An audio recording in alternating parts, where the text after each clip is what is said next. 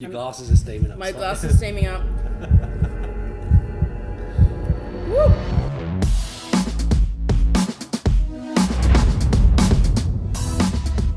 Okay guys, and welcome back to the next instalment of JDP's Questions, Wings and Things. Here today we've got the delectable, delightful Yvette Buckley. How are you, Captain Buckers? Oh, I'm good. Thanks Good. for having me. Good. Just a quick bit of background. I've known Yvette now for probably 5 years or just over. All throughout the industry, we've just kept in touch ever since, and she's been a willing and appreciative participant of today's exercise. I think you've seen this one before, Yvette. It's a series of 5 questions. It could be pop culture, it could be work related, career related, whatever in between that. So we've initially got the first sauce, which is the Whoop-Ass Chipotle sauce. It's been modified ever so slightly, but it's still okay. Has it? Okay. It's been modified All right. slightly. It was just a basic Chipotle sauce before that, but it's And you did some things to it? Okay. a bit of a tender Sammy kiss on the back of that not one. terrifying at all. So the first question, and feel free to enjoy. This is the easy one. This is the easy one of the pack, Captain Buckley. Question time for you. Career-wise, IT, leadership, etc. as well. Was it always carving out a way towards this? Was IT always going to be your career path, or how did things start even before your flight centre days? I think, and I would say it's still the same today, that if you talk to career counsellors or you talk to your teachers at high school, these sorts of jobs aren't well known. You know, you talk about being a doctor or a lawyer or a nurse or a hairdresser or a tradie, or, you know, those are sorts of jobs that people talk about and you aim towards. But I think I certainly didn't know that any of the jobs that I've had existed prior to being in them. So I came up through Flight Centre. Yes. I worked in multiple roles in Flight Centre. I worked overseas in Canada and I worked back here, and I was lucky enough to work with applications and fall into second level app support. Yep. And What year are we talking about now, though? oh god, 2010. Okay.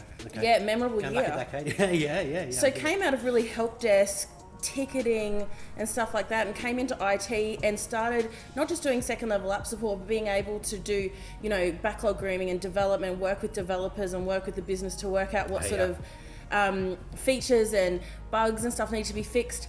And I was just mind equals blown. I was like, this is it. So here's a bit of a popular culture one for you here. So the character Jar Jar Binks first appears in which of the Star Wars movies? Oh god. And I definitely knew this one. It's the first one, right? The first new one, which I can't remember the name of, but where I'll give you Darth initials. Vader is little. Yep, TPM. The Phantom Menace. Sweet. Well answered, and help yourself to the second wing. I actually liked that movie when I was young. Have rewatched as I thought it was a alright. bit of an older adult. I go, it's all right. Jar Jar Binks was a bit of a laugh. We're going to move speedy on.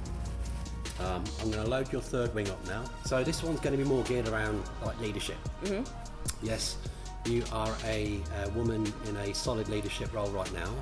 What does it mean to you? I guess as a leader and the leaders that you've experienced over the years, what does leadership mean to you? We talk about this a lot, and I talk about it a lot at work, because not only I think is leadership leading people, but it's guiding people and helping them work out what their brightness of future is, to steal a Flight Centreized term. Leadership is something where it's a reflected glow type of recognition and reward.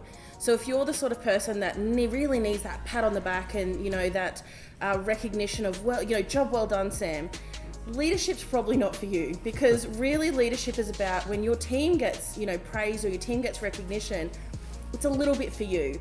Yep. And that kind of needs to be enough, and watching them succeed really, I think, is the best part of leadership.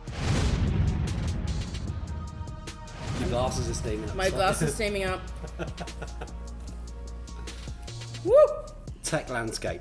I want to talk to you about that. Or get your thoughts on tech landscape and how you've seen things evolve over the last decade, for example. Or how have you seen things shift?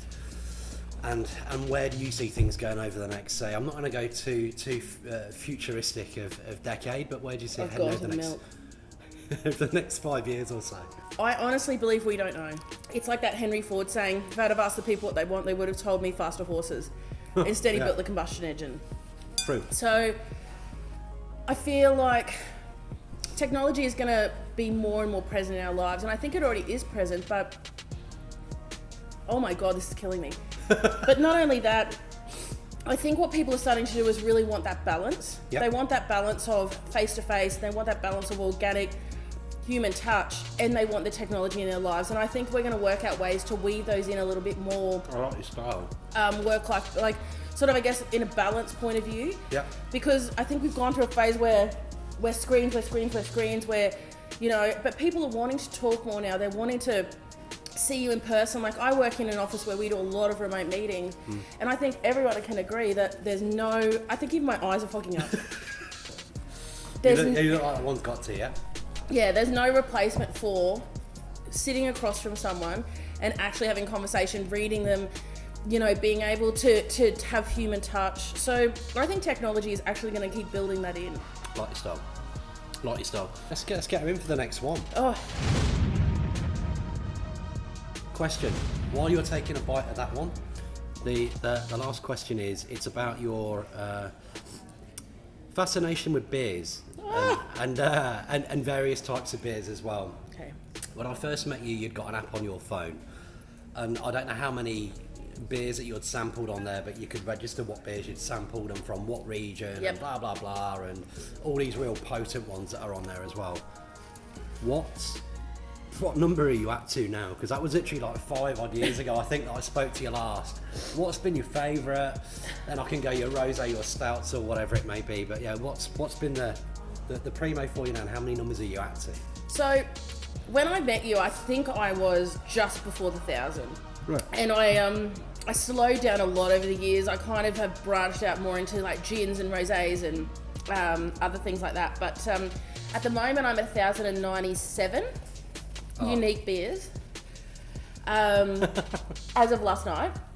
And I think probably, that was intense. How's your eye going, by the way? My eye's okay. My face is on fire.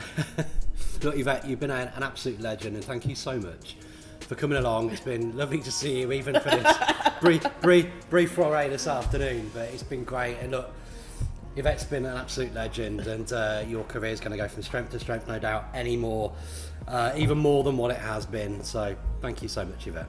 Thanks, Sam. I'd shake your hand, but we might both die.